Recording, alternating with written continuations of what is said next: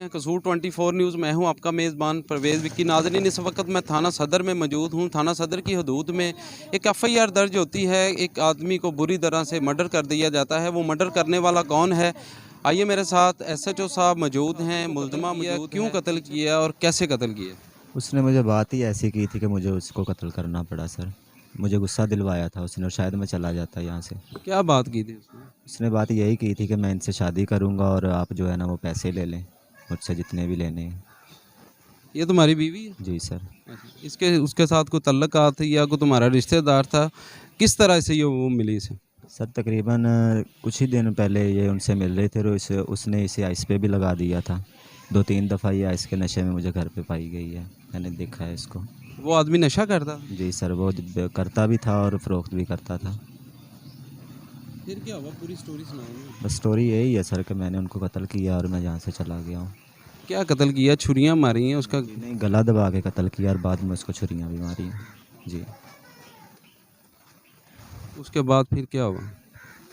तुमने उसे कत्ल करके चले गए? जी, चला गया हूँ और बाद में जो है ना दोनों ही मैं अपने घर पे चला गया हूँ और उधर से हमें पुलिस ने अरेस्ट किया है, पुलिस ने कहाँ से अरेस्ट किया? ज़िला बहावल नगर से।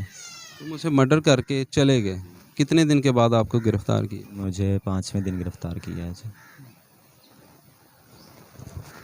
अच्छा, मुझे ये बताएं बीबी को आपके उसके साथ कोई नाजायज़ ताल्लुकात थे?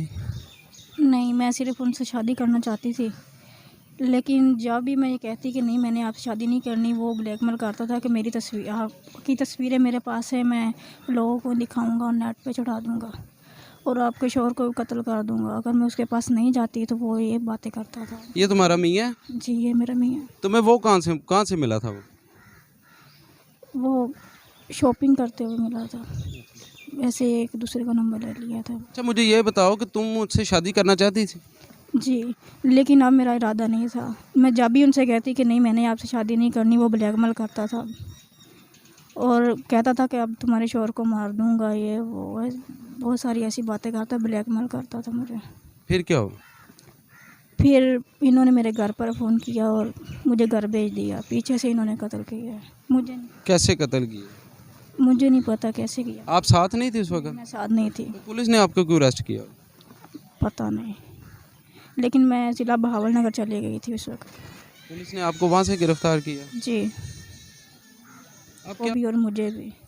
ब्लैकमेल करता था तो आपने किसी को बताया, पुलिस को इन्फॉर्म किया, किसी इदारे को आपने कोई एप्लीकेशन दी हो या किसी को, अपने घर वाले को, किसी और को बताया हो कि अपने मियाँ को बताया था? नहीं, मैंने अपने मियाँ को बताया था। मैं अम्मी-अब्बू से डरती थी इसलिए उनसे बात नहीं की।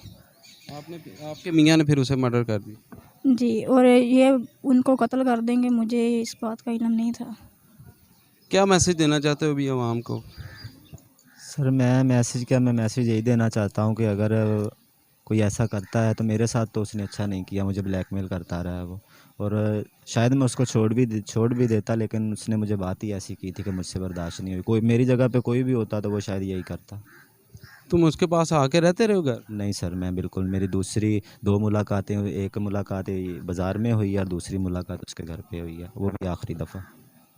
जी नाज़रीन, जैसा कि आपने मुल्ज़िम की बात सुनी, उनका कहना ये मेरी बीवी को ब्लैकमेल करता था, गंदी तस्वीरें मुझे दिखा के मुझे और मेरी बीवी को ब्लैकमेल करता था, इसीलिए मैंने उसे बुरी तरह से। वालेकुम सलाम। सर, ये एक ब्लाइंड कत्ल था जो आपने मुल्ज़िम को गिरफ़्तार किया है। आप मुझे ये बताएं कि आपने किस तरह इसे गिरफ़्तार किया? ये एक ब्लाइंड मर्डर था, क्लूलेस मर्डर था। ये इस मर्डर का पता ही तब चला जब 2 दिन लाश को बसीदा हो चुकी थी। उसकी स्मेल घर से बाहर आना स्टार्ट हुई तो लोगों ने कहा कि अंदर से कोई डेड बॉडी है। जब हम ताले तोड़ के अंदर गए तो वाकई डेड बॉडी थी और बसीदा हालत में थी। वहीं से हमने अपने काम का स्टार्ट कर दिया। साइंटिफिकली हमने जियो फेंसिंग वहाँ पे स्टार्ट की। हमने वहाँ पे जो CCTV कैमरा थे उनसे मदद लेनी स्टार्ट कर दी। इसके साथ साथ आपने जो ट्रेडिशनल हमारा रवायती तरीका है वो इख्तियार किया, इन्फॉर्मर जो है वो लगा दिए। लेकिन बिल्कुल हम ब्लंट थे केस के मतलब। लेकिन सिर्फ हमें इतना पता चला कि एक लड़की इसके पास 7-8 दिन से रह रही थी। अब उस लड़की के मतलब कोई बंदा नहीं जानता था। हमने जियो फेंसिंग में जो नंबर आए उन नंबरों को फिर जब हमने स्क्रूटनाइज़ किया, उनकी डिटेल्स ली तो लड़की का पता चला, उसके हस्बैंड का पता चला हमें फिर उनको ट्रैक करते हुए हम इधर गए सुबह असल, वहाँ से पता चला कि यहाँ पे किराए पे रहते थे, यहाँ से जा चुके हैं। वहाँ से फिर जब उनके एग्जैक्ट आईडी कार्ड लिए तो ज़िला बहावलनगर तहसील हरुणाबाद का एक गांव मदरसा, वहाँ पे हमने अपनी टीम को डिस्पैच किया। वो टीम वहाँ पे कोई 6-7 दिन रही, वहाँ वर्किंग करके तो हमने मुलजमान को गिरफ़्तार किया।